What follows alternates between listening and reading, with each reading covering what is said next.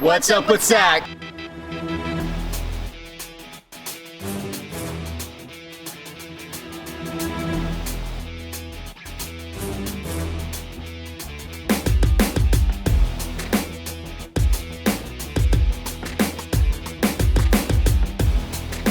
My name is Cesar Ordaz. And I'm Dominique Russell. And you're watching What's Up with Zach?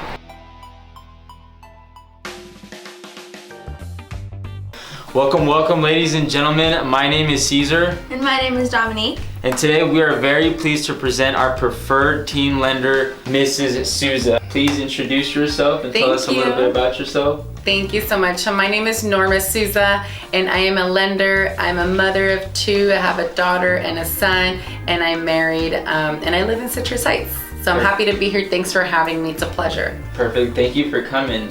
Without further ado, let's dive right into it. If you could tell us your key position in real estate and why it's crucial to utilize your services. Yeah, so I am a lender, so also known as I'm like the bank, okay? So if you want to buy a house, if you want to get pre-approved, you're going to start with someone like me because I'm going to let you know what you can and cannot qualify for.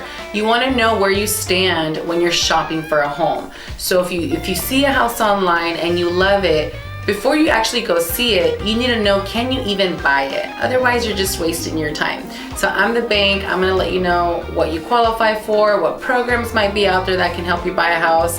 I'll have all that information for you. How silly would it be to go look at a home, try to buy it, and you don't even know if you can afford it? So it's really important that you start with me. So I'm like the bank. I'm gonna tell you, yes, you can go buy this, go put offers. This is what your max. Most of the time when you approach realtors, first off, we'll direct you to a lender because just like Mrs. Souza said, it's a little bit of wasted opportunity when you find a home that entices you, yet you can't put an offer because you don't know what you can afford. So thank you for that. Now, can you explain how young adults can leverage their finances to buy their first home?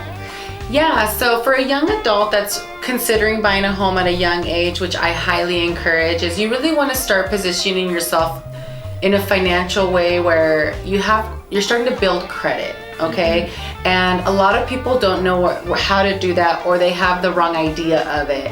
So I would say for someone that's younger is maybe having a parent help them with getting a credit card or getting a secured credit card. There's different types of credit cards that you can get to help start your credit. So I would say start with building your credit with something you can manage. Maybe get a parent to help you if you're still a minor, so that you can have an introduction to credit because you want to be able to manage it. You don't want to get it out of control. You'll need credit to be able to buy a house. You cannot buy a house without any credit on all of our traditional loans. Do you think you can go into detail of how a young adult can start building their credit and how soon?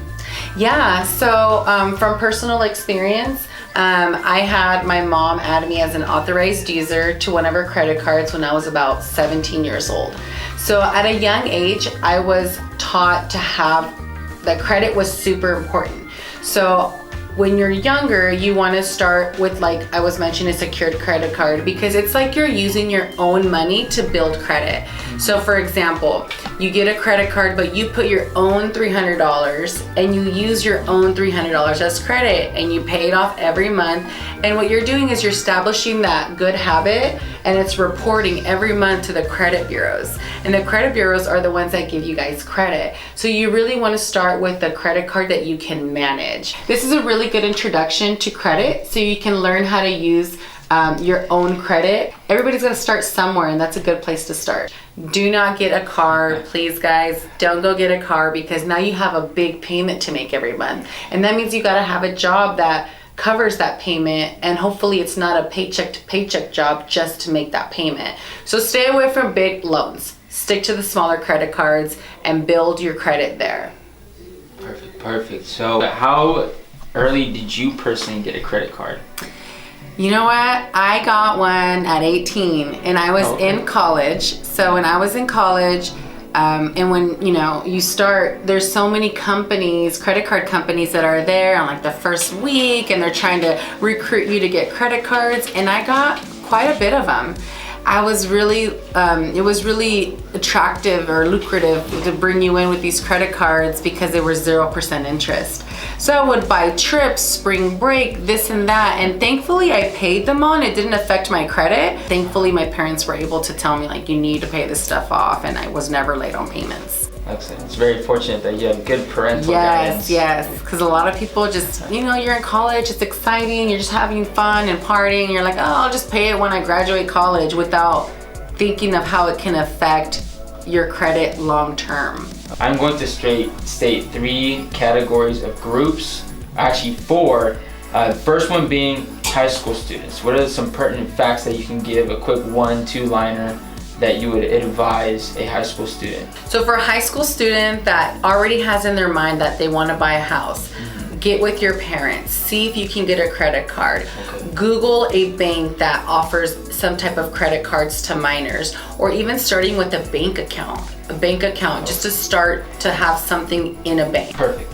Second group is college students. Yeah, so college students, I would advise kind of the example I said about me. So you're gonna see all these credit card companies giving you free swag, little bags and goodies and towels, and you're like, oh, it looks cool, and they start talking to you. It's like, don't get the credit cards if you don't need them. Use one, manage it well, and just have control, because once you lose control, it's really gonna be a long-term effect on your credit. So I would tell college students, keep it at a minimum. Okay, perfect. And then would you recommend the same thing to college graduates, or a little bit different? Yeah, I would suggest the same thing. Keep the credit cards at a minimum. But what I would say to a college graduate, and I'm saying it from personal experience, is once you graduate college, you're excited, you're done with school, you worked so hard to get there. Sometimes you want to go buy this dream car. Don't do it. It's not worth it. Like, cars are nice, but they depreciate so much in value. They're nice for the moment, but they're gonna affect you when you're trying to buy a house. A $300-500 payment, something like that, will take away from buying a home, and it's gonna take you 5 to 7 years to pay it off. Like, I wouldn't go for any big debts. That's what I would say to a college student. Okay, that's perfect. Perfect. And just to add a little bit to my last question, now I know we're addressing young people here, but not all of us young folk go to college. So what would you say to the folks who go to either the military or jump straight into the trades? I would recommend still starting with the credit. Credit's power. Like, if you don't have credit, you don't have really anything when it comes to buying a home. Like, you need credit to get approved for a loan. So I would recommend that they also start with the secured credit cards. Again, the lower debt. And the nice thing about someone that didn't go to college is that they're not gonna have the student loans. So that's gonna be an advantage. So having student loans can affect your purchasing power as well, depending on how you've handled those loans after college. Okay, perfect. And for our military veterans out there, are there any particular loans out there that would help them, based if you're a reservist or an active duty? Yeah, so when most military veterans or active duty are entitled to a VA loan. VA loans are honestly like the best loans. Like, they've earned it, they worked hard for it. No down payment, lower interest rates, no monthly mortgage insurance. There's so many pros to having the VA loan. And active duty is usually working full time, so we can use the VA loan wherever they're stationed at. They can buy a house in that area. Someone that's in the reserves, as long as they're entitled to the VA loan, they can use the VA loan as well. Yes, so what's the worst thing a young adult can do towards their credit? Make late payments. I don't care if you make a minimum payment or you ask your mom for $20 to make that payment. Make your payments, because when you make a late payment for a credit card, it doesn't go away right away. Like, it could take a long time for it to come off your credit report. So even if it's one credit card late payment, do not do it. Do whatever it takes. I would say that, because you don't want to have a negative impact at such a young age for something silly. Just be responsible. Okay. And also, if you're paying off, let's say, a car loan, but it's not through a credit card, would you be shooting yourself in the foot? Do you recommend anybody to pay off big loans through a credit card to build credit? Let's say you didn't use a credit card at all. Would that even impact your credit score? If you had a car loan, I would suggest just finishing the car loan with the loan finish paying it off with the loan that you have, because a credit card is usually going to have higher interest historically. So I would recommend that if you have a loan already, just pay it off. Don't put the debt on a credit card to pay it off, because then usually the interest rate, you're gonna end up paying more. Why would you recommend a young adult buy their first home at a young age? I would recommend a young adult to buy at a young age so that they could start building their real estate portfolio. Really, we want to empower these young people to start at a young age, because that is the way that a lot of people really get set up with their wealth. You know, this is like retirement for people sometimes. So by buying a house at a young age, it doesn't have to be the perfect home. It doesn't have to be the dream home, but it's a place that you could start with and then eventually move up and buy your next. And why not start young? Why not invest in a house instead of buying a car that's not an investment? Okay, that's perfect. And to my understanding, you were able to purchase a home at a young age. Can you elaborate a little bit about that? Yeah, so I was 21 when I bought my first house. And honestly, I didn't really know what I was doing. I just knew that the home prices were low. I was making pretty good money. I was working and going to school full time. So I was doing both full time. And I took advantage that there were programs that helped me out as a first time home buyer. And I remember the house cost like 200 grand. And today the home, which is a little bit over 10 years later, is over 400,000. Wow. Because I did this at a young age. So that loan that I got at 200,000 when I bought the house is now only like 115, maybe 100,000. So I have all this equity that I built over the years, and not that I like need and want the money right now, but that money's gonna be there for when I do need it. And I built that over the years.